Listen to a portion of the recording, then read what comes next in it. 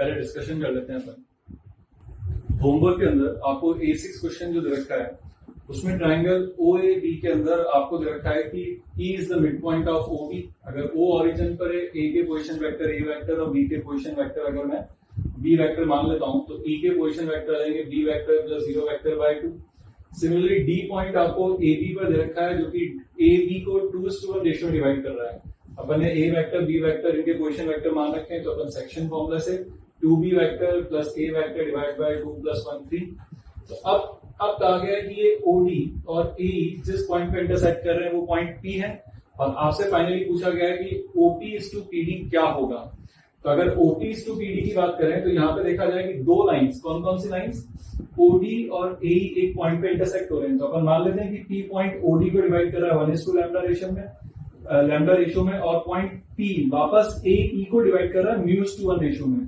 तो P point के अपन position vectors दो तरीके से सेक्शन फॉर्मूला लगा के लिख सकते हैं, एक बार AE के लिए और एक बार OD के लिए। तो ये सेक्शन फॉर्मूला लगाने का आपके पास वैल्यूज आ जाएंगी P position vector of P। अब जब आप इनको कंपेयर करोगे A वेक्टर B वेक्टर को तो आपके पास ये वैल्यूज आएंगी। इन दोनों को जैसे ही डिवाइड कर दोगे तो आपके पास एक वेरिएबल आ जाएगा, दोबारा पुट कर दो चाहे इसमें या इसमें, दोनों वेरिएबल आपको मिल जाएंगे। लैम्डा और म्यू जब आपको मिल गए तो उसके बाद आपसे इनडायरेक्टली पूछा गया है कि P के आपको OP is to PD बताना है। तो OP is to PD अपने को क्या दिख रहा है 1:λ, दैट इज 1:2/3, दैट इज 3:2। ये आपके पास इस क्वेश्चन का आंसर हो गया। पार्ट 2 पर मूव करते हैं।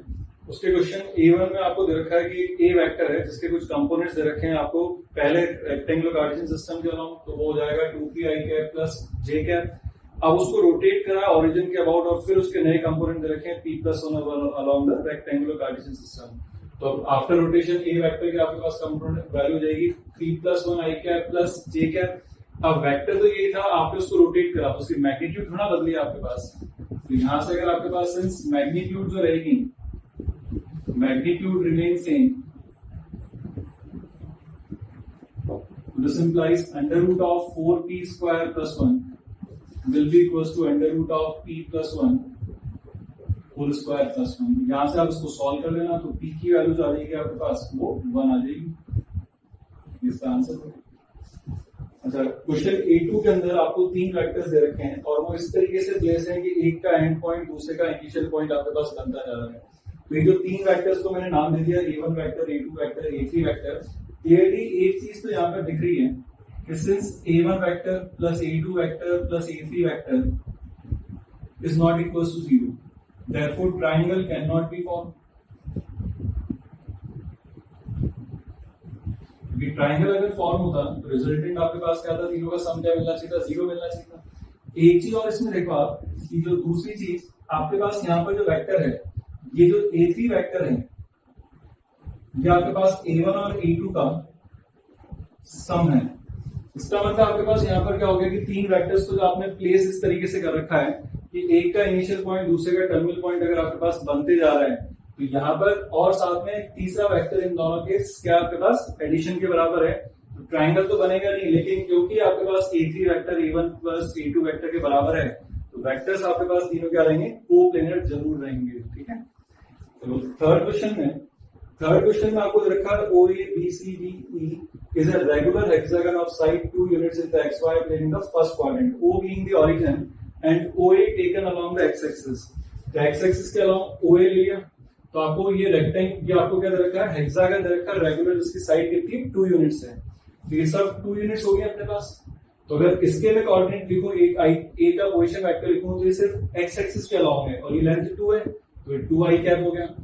फर्दर इसमें क्या लिखा हुआ आगे, a point P is taken on a line parallel to z-axis through the center of the hexagon। अच्छा, हेक्सागन का अगर ये सेंटर है आपके पास तो यहां से अगर मैं हेक्सागन को अगर सेंटर 2 में अगर वर्टेक्स से ज्वाइन करूंगा तो आपके पास इक्विलेटरल ट्रायंगल बनता है। तो ये एंगल 60 डिग्री, ये लेंथ 1 है। तो यहां से अगर मैं साइन, अगर इस पॉइंट को मैं बोल देता हूं तो मैं अगर यहाँ पे 10 60 डिग्री अगर मैं यूज करता हूं तो इट विल बी gm/1 और 10 60 डिग्री कितना होता है आपके पास √3। तो यहाँ से gm की जो वैल्यू आ जाएगी वो आपके पास आ जाएगी √3। जब ये √3 आ गया तो ये आपके पास क्या होगा, √3 का होल स्क्वायर 3 + 1 4 का √2, तो ये 2 आ गया और ये √3 आ गया। तो देयरफॉर पोजीशन वेक्टर ऑफ जी अपन अब लिख सकते हैं क्योंकि एक्स वाई प्लेन के ऊपर है, तो उसमें ये यूनिट तो 1 हो गई और ये √3 हो गई, तो उसको अपन क्या लिख सकते हैं आई कैप प्लस √3 जे कैप। अब यहाँ पर एक पी पॉइंट जो ले रखा है वो समझना, सेंटर से, अब देखो जेड एक्सिस यहाँ पर है, ये जेड एक्सिस इधर है, तो यहां से सेंटर के जो इसका सेंटर है उसके अलोंग यहाँ पर आप ही मान के चलो इस मार्कर की जो टिप है ये पॉइंट पी है, तो पॉइंट पी जो है जेड एक्सिस के क्या आपके पास पैरेलल है, तो therefore let position vector of P, इसको मैं पी वेक्टर बोल देता हूं, विल बी, वो आपके पास इस तरीके से रहेगा ना आपके पास, इसका मतलब उसका एक्स और वाई तो वही कंपोनेंट रहेगा जो 1 और इसके 1 और √3 था, क्योंकि इसके कोऑर्डिनेट्स 1, √3 आ चुके हैं आपके पास। तो जो पी वेक्टर आपके पास यहां से ऊपर आ रहा है उसमें क्या चेंज होगा, सिर्फ जेड कंपोनेंट, तो पी वेक्टर को अपन मान लेते हैं, पी पॉइंट के पोजीशन वेक्टर अपन मान लेते हैं आई कैप प्लस 3 जे कैप प्लस सम लैम्डा टाइम्स के कैप, और साथ में आपको क्या दे रखा है और भी आगे लिखा हुआ है, a point P is taken on a line to z axis to the center of the hexagon at a distance of 3 unit from the origin in the positive direction, positive z direction। इसका मतलब lambda जो आना चाहिए वो आपके पास क्या आना चाहिए, पॉजिटिव आना चाहिए। फर्दर आपको ये गिवन है कि ये जो ओपी जो डिस्टेंस है ओरिजिन से इस पॉइंट पी का जो डिस्टेंस है वो आपको क्वेश्चन के अंदर गिवन है, और वो कितना है 3 units. This implies 1 + 3 + lambda square under root comes out to be 3। तो यहां से लैम्डा की वैल्यू आपके पास ±√5 आएगी, लेकिन लैम्डा क्या आपके पास पॉजिटिव, तो देयरफॉर पी वेक्टर जो कि पॉइंट पी का पोजीशन वेक्टर था, इसको ऐसे लिख लेते हैं, पी पॉइंट का जो पोजीशन वेक्टर था वो आपके पास क्या आ जाएगा आई कैप प्लस √3 जे कैप प्लस √5 के कैप। ठीक है, फर्दर आपसे क्या पूछा हुआ है यहाँ पर, therefore this implies AP vector will be equals to position vector of P minus position vector of A। Position vector of P तो ये आ गया, और पोजीशन वेक्टर ऑफ A आपके पास क्या है 2i कैप, तो इन दोनों को अगर अपन सेपरेट करेंगे तो आपको क्या मिल जाएगा -i cap plus √3 J cap plus ठीक है √3 जे कैप प्लस √5 के कैप। तो ये आपके पास आप चेक कर लो, आपके पास सी ऑप्शन का आंसर है। 1 पार्ट 2 का A4 इजी क्वेश्चन है जो अपने नोट्स में ऐसा ले रखा है, you can do this question yourself. A5 question पे मूव करते हैं। इसमें लिखा हुआ है point x and y are taken on the sides QR and RS respectively of a parallelogram PQRS so that relation दे रखा है। तो PQRS जो अगर मैं यहाँ पर पैरेललोग्राम ले लेता हूँ तो P पॉइंट को मैं रेफरेंस ओरिजिन पे बोल देता हूँ, इसको A वेक्टर, इधर ये B वेक्टर मान लिया। तो अपने को ये पता है कि पैरेललोग्राम का जो डायगोनल होता है ये A vector plus B vector है, तो अपने पास R के पोजीशन वेक्टर मिल जाएंगे आपको A vector plus B vector.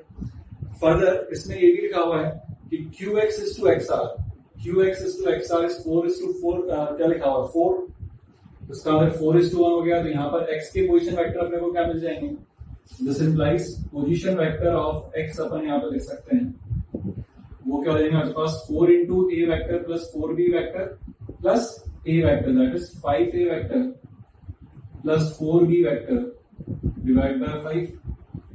Similarly position vector of y अगर अपन फाइंड करें तो y के बारे में क्या लिखा हुआ है ry equals to 4 times ys, तो इसका मतलब ये भी 4:1 रेशियो हो गया।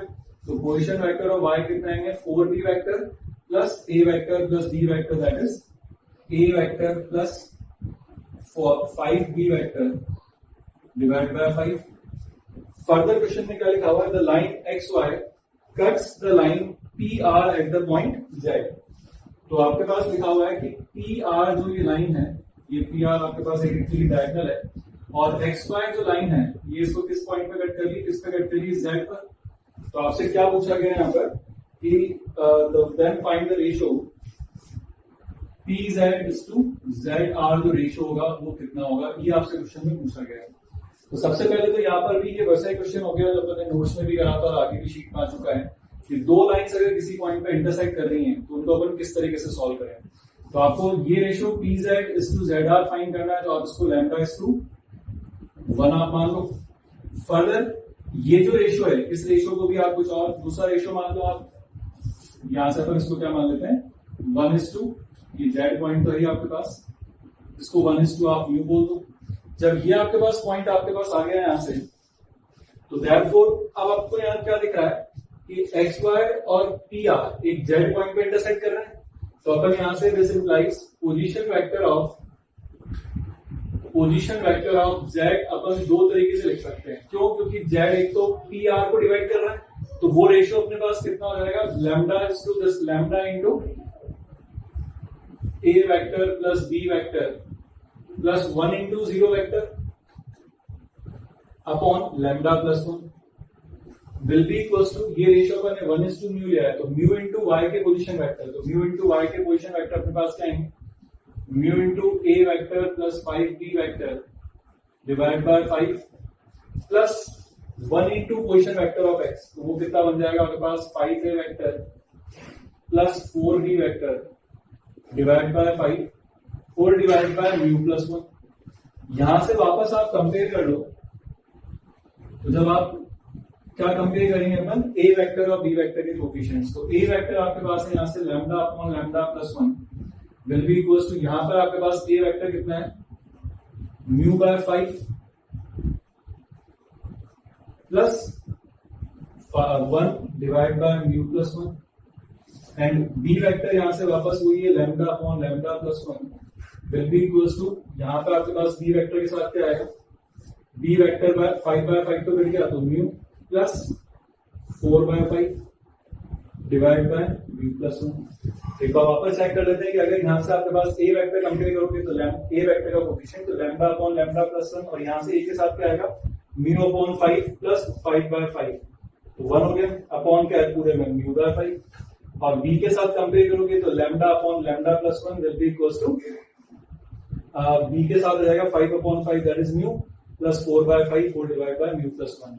अब इनको जब आप सॉल्व करोगे ऑन सॉल्विंग, आपको यहां से लैम्डा की वैल्यू 21/4 मिल जाएगी, और वही आपसे पूछा गया है क्योंकि लैम्डा क्या हो गया आपके पास, PZ/ZR, वही रेशियो पूछा हुआ है, तो वो यहां से आपके पास इसका आंसर। नेक्स्ट एक्सरसाइज 2 पार्ट 1 का क्वेश्चन नंबर 1 दे रखा है, उसमें आपके पास एक ट्राइंगल की बात करी जा रही है। ट्राइंगल आपके पास ये एबीसी ट्राइंगल अपन बोल देते हैं, जिसमें ए के पोजीशन वेक्टर में 0 बोल देता हूँ, बी का पोजीशन वेक्टर बी मान लेता हूँ, सी का पोजीशन वेक्टर सी बोल देता हूँ। फर्दर इसमें लिखा हुआ है आपके पास X be the mid point of AB, तो ये अगर एक्स है जो कि इसका मिड पॉइंट है, तो एक्स के पोजीशन वेक्टर जाएंगे आपके पास बी वेक्टर बाय 2। फर्दर लिखा हुआ है Y is the mid point of C X, ये वाई जो हो गया सी एक्स का मिड पॉइंट हो गया, तो पोजीशन वेक्टर ऑफ वाई जो अपने पास आ जाएंगे वो कितना आ जाएगा आपके पास, इनका मिड पॉइंट है वो ना, तो बी वेक्टर मतलब B vector by 2 plus C vector upon 2, तो ये अपने पास बन जाएगा 2c vector plus B vector by 4। ये y के पोजीशन वेक्टर मिल गए अपने। फर्दर इसमें बोला हुआ है let B Y cuts AC at Z, तो बी वाई AC को z पर कट कर रहा है, तो आपको पूछा हुआ है AZ इज टू ZC क्या होगा, let AZ is to ZC अपन यहां पर मान लेते हैं, let AZ is to ZC will be equals to lambda is to 1।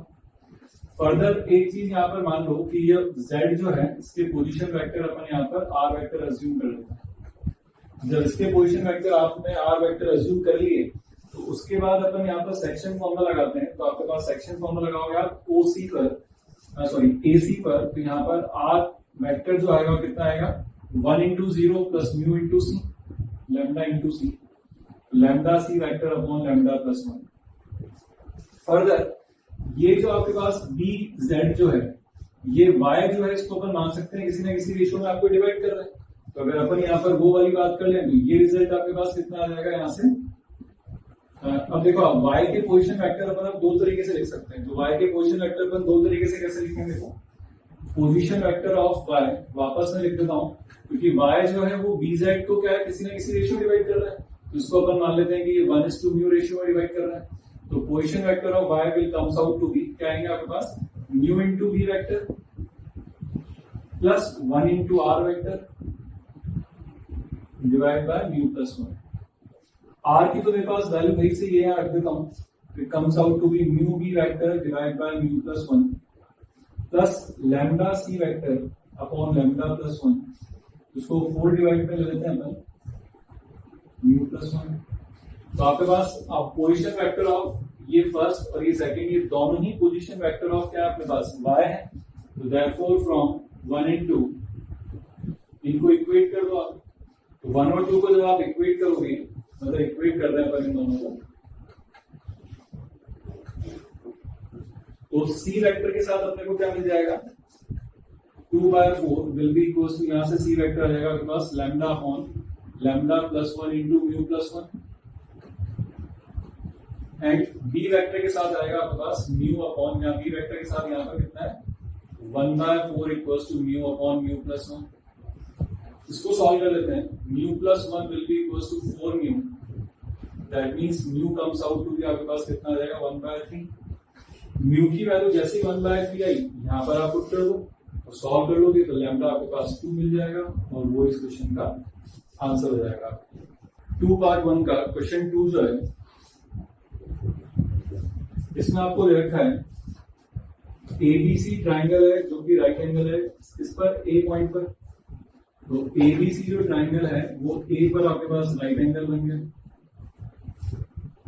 Further the resultant of forces along AB vector and AC vector with magnitude 1/AB and 1/AC।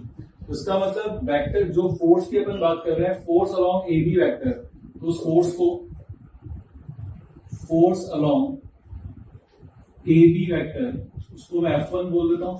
तो वो जो F1 force होगी आपके पास वो किसके अलोंग है, AB vector के, लेकिन उसकी मैग्नीट्यूड क्या आपके पास 1/AB, तो it will be written as AB magnitude into AB cap. तो ये वैल्यू बन जाएगी आपके पास AB वेक्टर अपॉन AB का होल स्क्वायर, ठीक है। और फोर्स अलोंग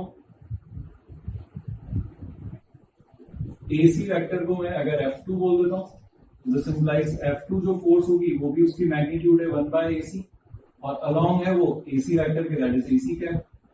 तो ये बन जाएगा आपके पास AC cap AC vector upon modulus of AC को अपन AC बोल रहे हैं, तो ये बन जाएगा AC स्क्वायर। देयरफॉर अब अपने को क्या पूछा हुआ है, रिजल्टेंट, और इन दोनों F1 F2 का रिजल्टेंट जो है वो आपके पास दे रखा है AD, where D is the foot of perpendicular from A onto BC। ये आपके पास फुट ऑफ परपेंडिकुलर है, ये AD फोर्स होगी। तो देयरफॉर AD जो फोर्स है आपके पास वो रिजल्टेंट है F1 और F2 का, that is F1 plus F2। So it comes out to be AB vector upon AB square plus AC vector upon AC square. आपको चाहिए इसकी मैग्नीट्यूड, तो टेक मॉडुलस n स्क्वायर।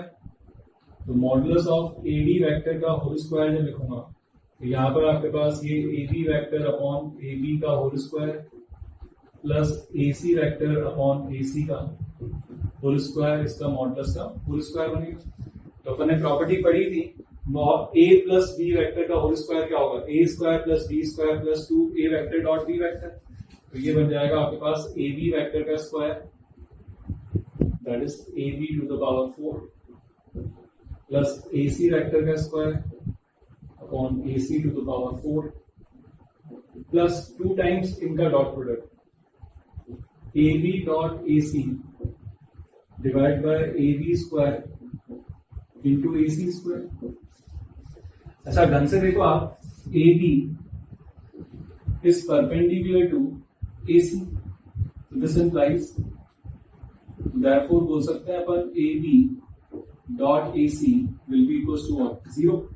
तो ये वैल्यू तो आपके पास हो गई 0।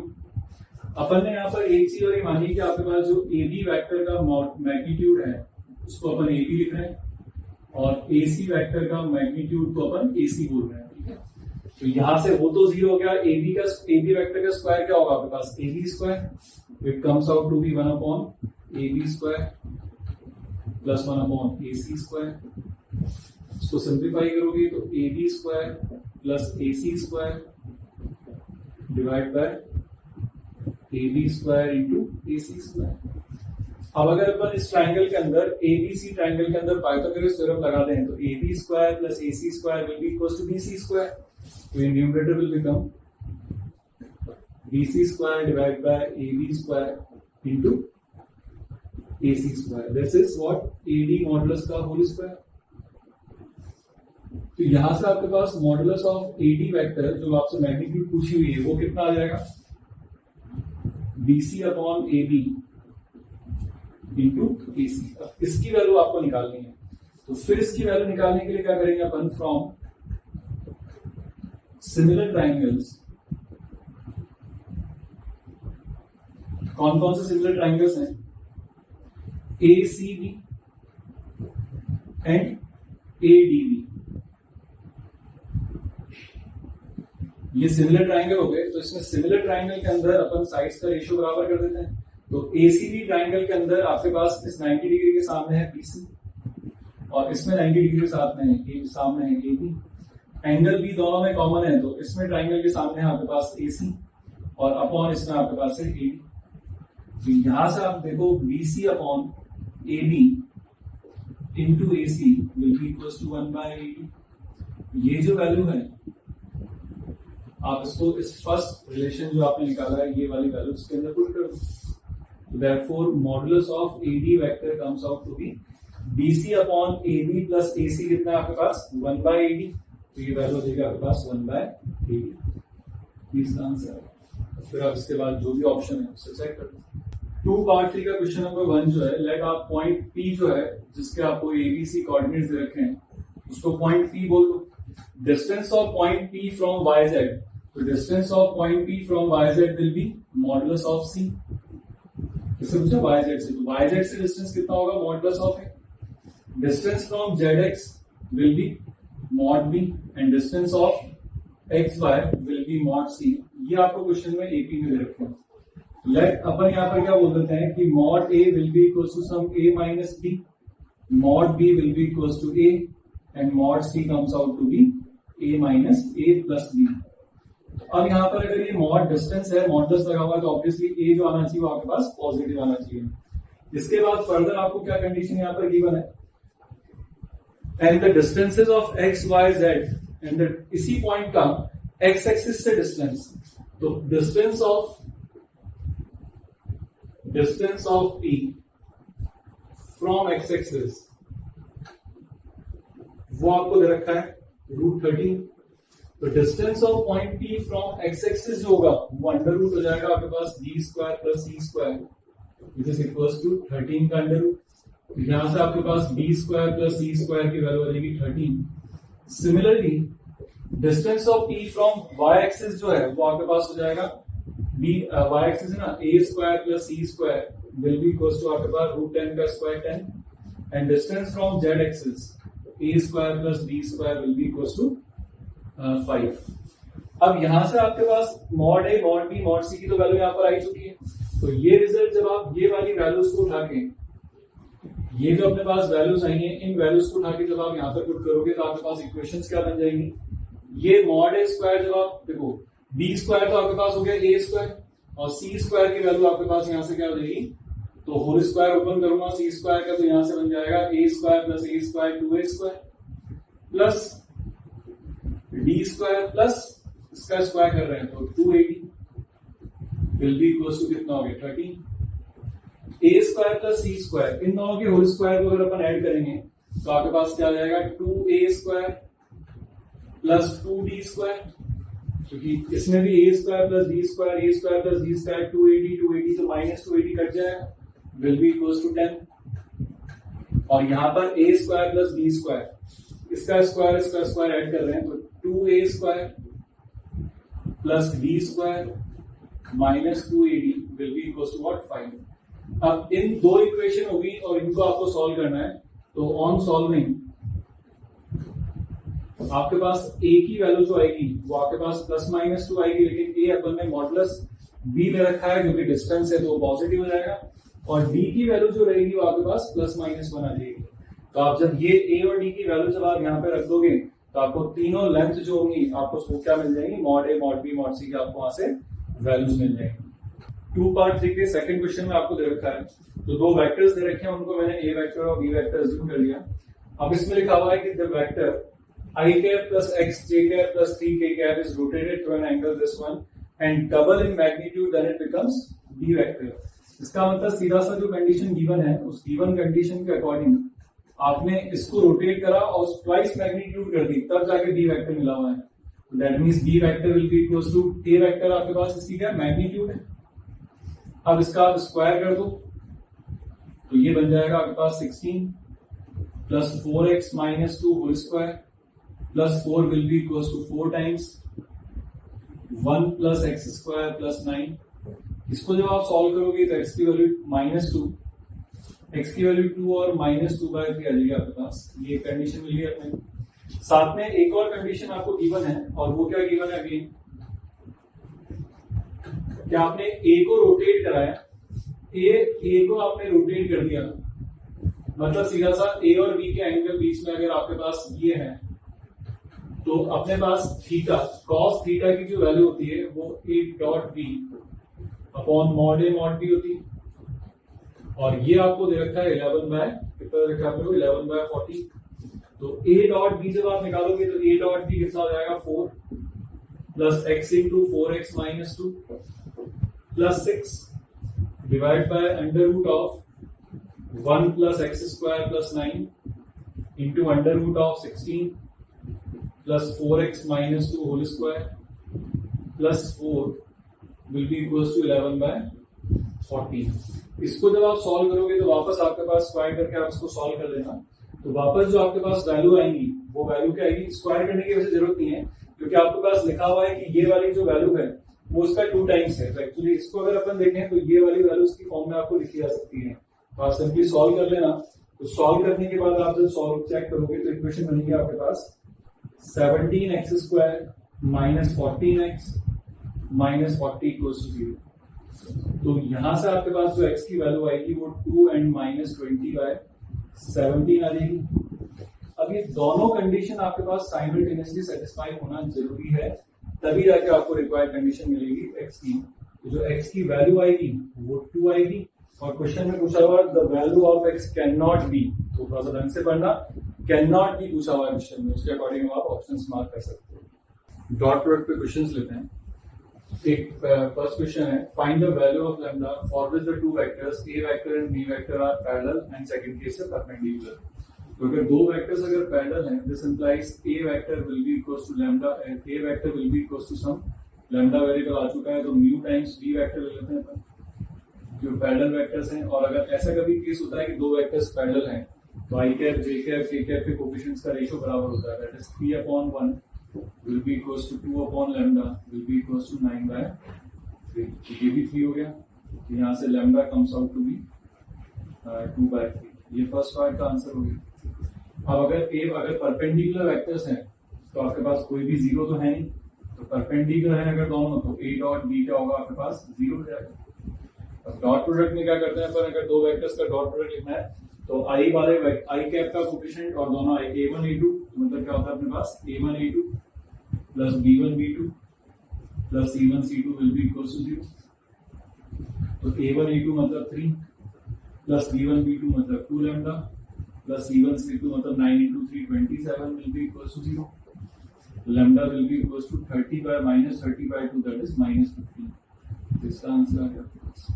वेक्टर्स अगर पैरेलल हैं तो आप a1 upon a2 equals to b1 upon b2 equals to c1 upon c2 कर दो, और अगर परपेंडिकुलर है तो डॉट प्रोडक्ट 0 कर दो, वहां से आपके पास परपेंडिकुलर के लिए लैम्डा वैल्यू आ जाएगी।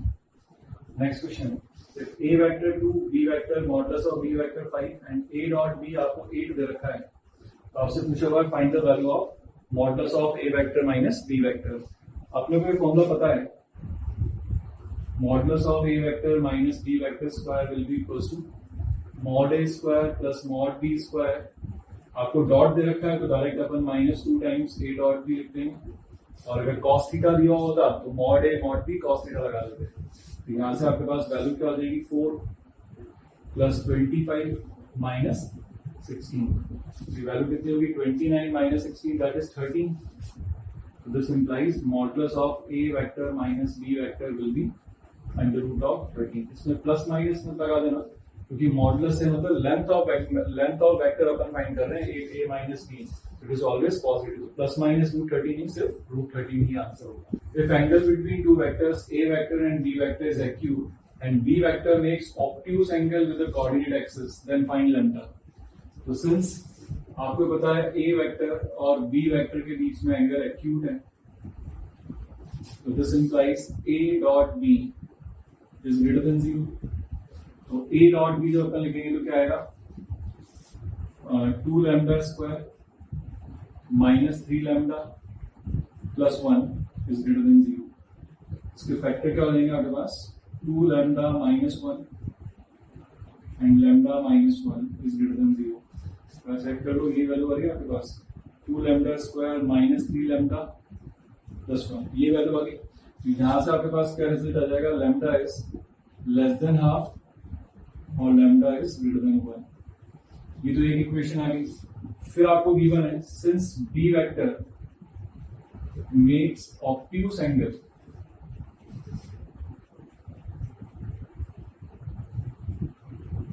with coordinate axis।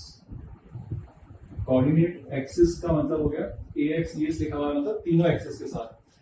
therefore b dot I less than 0, b vector dot j cap it is also less than 0 and b vector dot k cap it is also less than 0। तो जब आप b dot I करोगे तो b dot I क्या बनेगा आपके पास, 2 lambda less than 0। b dot j करोगे तो lambda less than 0। b dot के ये तो माइनस 1 लेस देन 0 है सी, तो इन तीनों से रिजल्ट आ जाएगा आपके पास लैम्डा लेस देन 0। ये सेकंड कंडीशन। आपको दोनों रिजल्ट साइमल्टेनियसली चाहिए, ए और बी के बीच में एंगल तो एक्यूट और बी जो है साइमल्टेनियसली कोऑर्डिनेट एक्सिस के साथ ऑब्ट्यूज एंगल बना रहा है, तो दोनों रिजल्ट एक साथ चाहिए तो 1 इंटरसेक्शन 2 लेना पड़ेगा। उससे रिजल्ट क्या आएगा, वहां से तो लेस देन 0 हो रहा है, तो यहां से आपके पास जो वैल्यू बनेगी ये ग्रेटर देन 1 है और ये लेस देन हाफ है, तो अपने पास रिजल्ट आ जाएगा lambda belongs to minus ∞ to 0। ये इस क्वेश्चन का आंसर है। If mod A vector 3 mod B vector 4 mod C vector 5 and A vector plus B vector plus C vector equals to null vector, then find the value of under root of modulus of A dot B plus B dot C plus C dot A. तो अपने को since एक चीज तो आपको पता है कि यहाँ पर A vector plus B vector plus C vector आपके पास क्या है, नल वेक्टर लिखा हुआ है। To take modulus in square, therefore mod A plus mod B plus mod C whole square will be equals to null vector है, तो ये तो 0 हो गया। और इसकी वैल्यू क्या होती है, mod A square plus mod B square plus mod C square plus 2 times of A dot B plus B dot C plus C dot A will be equals to what, 0। यहां से आपके पास a dot B plus B dot C plus C dot A will be equals to minus 1/2 times mod A square. Mod A square is 9 plus 16 plus 25, तो 25 plus 25 50/2 that is minus 25।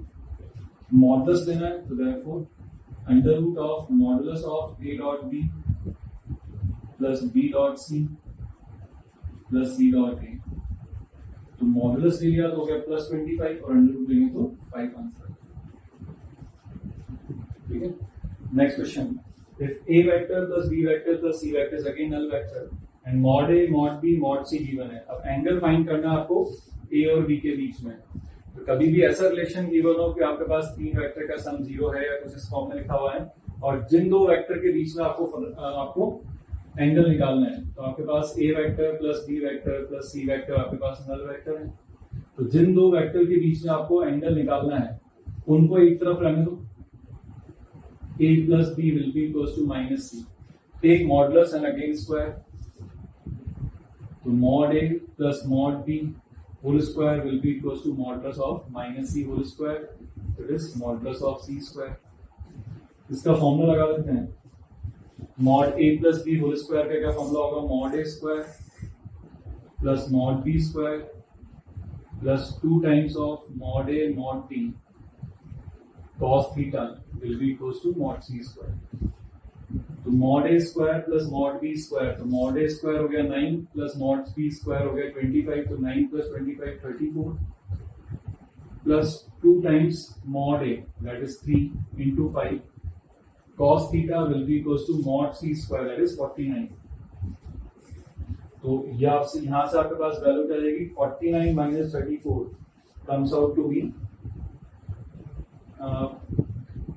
15 और ये 50 क्या हो जाएगा 15 हो जाएगा आपके पास, और इधर डिवाइड बाय 30 कर रहे हैं अपन, तो cos थीटा जो आ जाएगा वो आपके पास 1/2 आ गया, theta comes out to be 60 degree.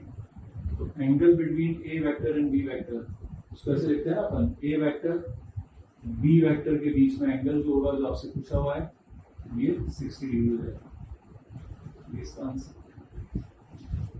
तो दोनों क्वेश्चन समझ लो आप लोग अच्छे से। डॉट प्रोडक्ट की एक और एप्लीकेशन अपने पास होती है कि कई बार आपसे पूछा जाता है कि किसी भी एक वेक्टर का दूसरे वेक्टर के अलोंग या उसके परपेंडिकुलर आप कंपोनेंट बताओ। तो अपन वही चीज यहाँ पढ़ रहे हैं, component of a vector along and perpendicular to some other vector. तो अगर कोई भी अगर ये वेक्टर आपके पास मान लो हो गया, एक वेक्टर ही हो गया, दूसरा वेक्टर आपके पास ही हो गया, तो इस वेक्टर का इस वेक्टर के अलोंग, तो अगर यहां से मैं परपेंडिकुलर डाल देता हूं तो ये O इसे बोल देता हूं A, इसे बोल देता हूं A B और ये बोल देता हूं M। तो आपके पास यहाँ पर अगर O को ऑरिजिन है तो ये आपके पास क्या हो गया, A वेक्टर हो गया, ये आपके पास हो गया B वेक्टर। यहाँ पर अगर ये एंगल थीटा, अगर थीटा पता नहीं है अपने को, अगर थीटा ये मान लेते हैं थीटा है अपने पास, तो अब अगर मेरे पास यहाँ पर बात करूं तो ये हो गया OM वेक्टर और ये हो गया आपके पास MB वेक्टर। तो जो मुझे A वेक्टर का मतलब B वेक्टर का अलोंग और परपेंडिकुलर कंपोनेंट चाहिए था, तो by triangle law of addition, by triangle law of addition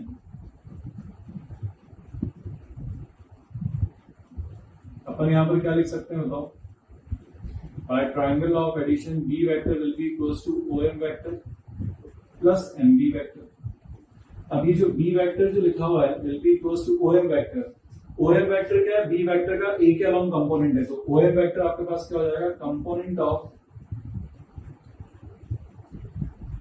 B vector along A vector plus MB vector क्या हो गया, इसी का कंपोनेंट है लेकिन किसके अलोंग, A परपेंडिकुलर, तो ये हो गया component of B vector perpendicular to A vector. तो मतलब ये हो गया कि B वेक्टर की वैल्यू जो है वो अलोंग कंपोनेंट अलोंग जो होगा A के अलोंग कंपोनेंट और B के अलोंग कंपोनेंट का सम है। तो दोनों में से कोई सी भी एक वैल्यू निकाल दूं तो अगर अलोंग वाला कंपोनेंट मिल गया तो परपेंडिकुलर वाला कंपोनेंट B में से माइनस करने से आ जाएगा आपके पास। तो वो अपन देखते हैं। यहां पर अगर मैं OM वेक्टर की बात करूं तो OM वेक्टर क्या होगा, वेक्टर दो चीजों से मिलकर बनता है, एक तो मैग्नीट्यूड और क्या मिलता है उसका डायरेक्शन चाहिए। तो OM वेक्टर की मैग्नीट्यूड तो है वो OM है और उसका डायरेक्शन कौन सा है, A की तरफ है। तो A की तरफ इसका मतलब क्या लूंगा उसको, A क्या, क्योंकि A टाइम्स नहीं है, A की तरफ है, तो A की तरफ एक यूनिट वेक्टर ले लिया और उसको OM से मल्टीप्लाई कर दिया, तो OM वेक्टर हो गया OM इंटू A क्या। अब OM आपके पास क्या है, projection of B vector on A vector multiply with A क्या। तो अब आपके पास projection of B vector on A vector क्या होता है, A dot B upon modulus of A into A क्या अपन लिखते हैं, A vector upon modulus of A। तो ये OM वेक्टर आ गया आपके पास। तो देयरफॉर मैं क्या बोल सकता हूं, component of B vector along A vector will be equals to OM vector है अपने पास जिसकी वैल्यू आ गई A dot B upon mod A square, और A के along है तो वो A वेक्टर आपके पास उधर आगे चल जाएगा। यहां से अगर मेरे पास along वाला कंपोनेंट आ गया तो परपेंडिकुलर वाला कंपोनेंट भी आ जाएगा। तो component of B vector perpendicular to A vector will be equals to B vector minus OM vector. ये OM वेक्टर अपने पास आया हुआ है, यहां से वैल्यू क्या हो जाएगी आपके पास, B vector minus A dot B divide by mod A square into A vector. ये थ्योरी आप ध्यान रखना कि अगर किसी भी क्वेश्चन में आपसे ऐसा पूछा जाए कि find the component of a vector along another vector या find the component of a vector perpendicular to another vector, तो ये रिजल्ट आपको ध्यान रखना है। और इसमें इंपॉर्टेंट क्या है, किसी भी वेक्टर को किसी दूसरे वेक्टर के अलोंग अगर लिखते हैं, अगर मैं यहाँ पर OM इंटू A वेक्टर लिख देता तो आपके पास OM एक मैग्नीट्यूड हो गई और A की भी मैग्नीट्यूड उसमें क्या होती है, मल्टीप्लाई आती है। अपन स्केलर मल्टीप्लिकेशन से देखें तो अपन M A वेक्टर क्या बोलते हैं, ए के डायरेक्शन में तो वेक्टर है लेकिन उसकी मैग्नीट्यूड m टाइम्स है, तो मुझे मैग्नीट्यूड का एग्जैक्ट OM चाहिए। तो इसका मतलब मैं सिर्फ डायरेक्शन लूंगा ए वेक्टर का, तो उसका सिर्फ डायरेक्शन चाहिए, उसकी मैग्नीट्यूड नहीं चाहिए मुझे। तो मैग्नीट्यूड 1 और डायरेक्शन ए का चाहिए, वो क्या होता है ए वेक्टर, इसलिए ए कैप सॉरी डायरेक्शन ए का और मैग्नीट्यूड 1 का, तो वो वेक्टर क्या होगा यूनिट वेक्टर। तो ए कैप और मैग्नीट्यूड चाहिए मुझे OM, तो OM ए कैप निकालोगे तो आपको OM वेक्टर मिल जाएगा जो कि अलोंग वाला कंपोनेंट है। तो बी में से माइनस कर दो अलोंग वाला कंपोनेंट, तो परपेंडिकुलर वाला कंपोनेंट भी आपको यहाँ से मिल जाएगा। तो रिजल्ट आप ध्यान रखना है ये चीज। डॉट प्रोडक्ट के बाद अपन मूव करते हैं वेक्टर प्रोडक्ट और cross product of two vectors के बीच में। वो क्या होता है वो समझते हैं। If A vector and B vector are two vectors and theta be the angle between the two vectors, अगर ए और बी दो वेक्टर्स हैं और थीटा उनके बीच का एंगल है, तो cross product between the two vectors is defined as A cross B. इसको अपन रीड ऐसे करते हैं, A vector cross B vector will be equals to mod A mod B sine theta into N cap. यहां पर ध्यान रखना आपके पास हमेशा एन कैप आएगा। ये क्रॉस प्रोडक्ट जो है एक वेक्टर प्रोडक्ट है, मतलब इसका क्रॉस प्रोडक्ट का जो आंसर आएगा it will be a vector. तो वेक्टर में दो चीजें होती है, मैग्नीट्यूड और डायरेक्शन। तो मैग्नीट्यूड तो हो गया mod A mod B sine theta और डायरेक्शन है ए क्रॉस बी का एन कैप। अब वो एन कैप क्या है, where N cap is the unit vector perpendicular to both A and B. तो ए आपके पास एन कैप क्या है, ए और बी दोनों के परपेंडिकुलर वेक्टर हैं and A vector B vector C and N cap forms a right handed screw system.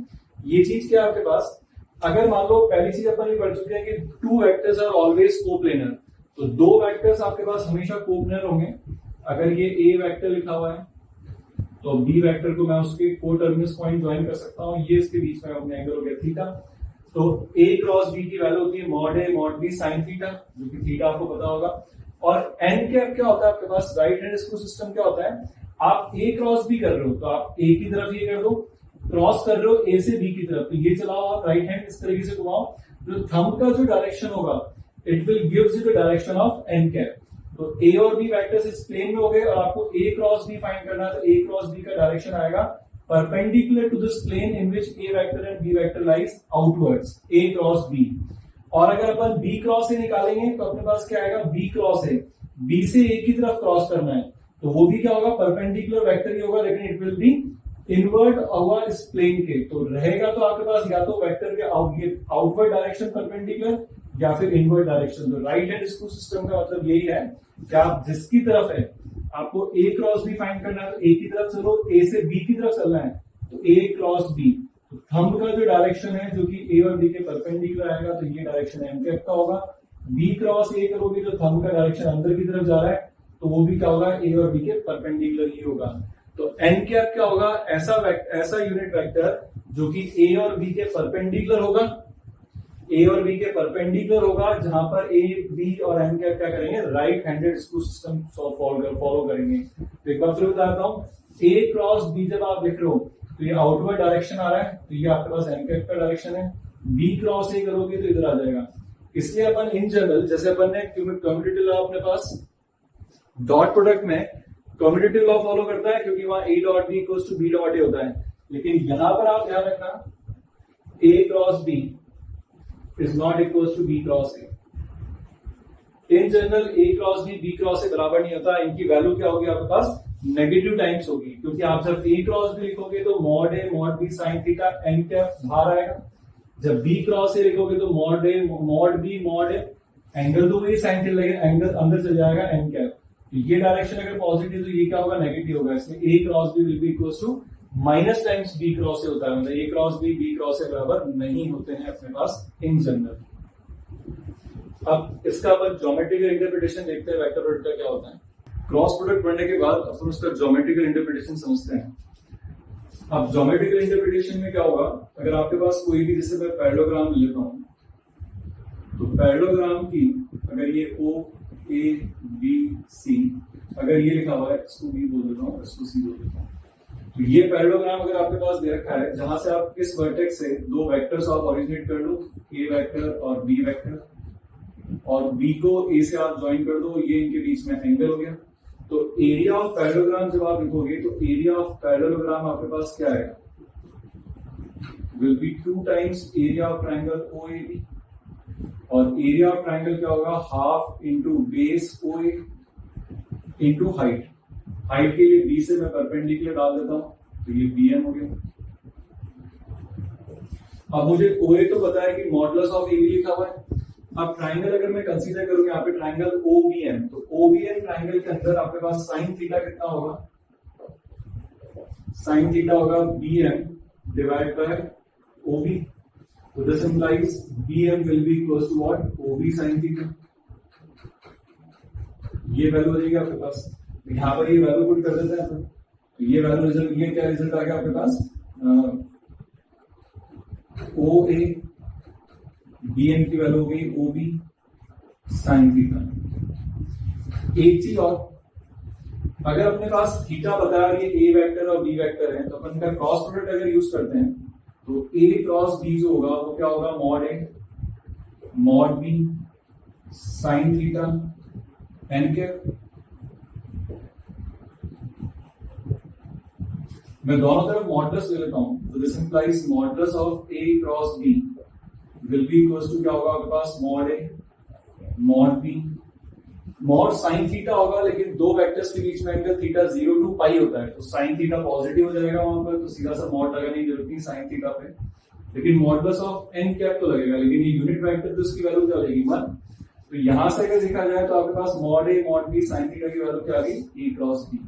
ये जो लिखा हुआ है वो वही लिखा हुआ आपके पास। ये क्या लिखा हुआ देखो, मॉड ए का मतलब, मॉड ए वेक्टर का मतलब क्या हो गया, O A O B sine theta. इसकी वैल्यू आ गया आपके पास modulus of A cross B. तो ये आपके पास एरिया ऑफ पैरेललोग्राम हो गया।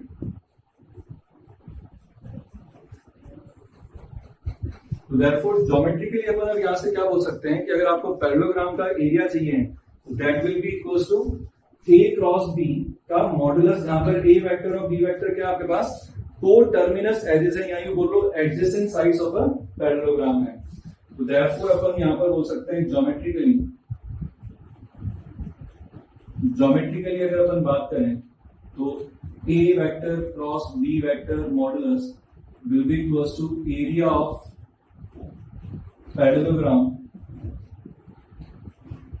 whose two adjacent sides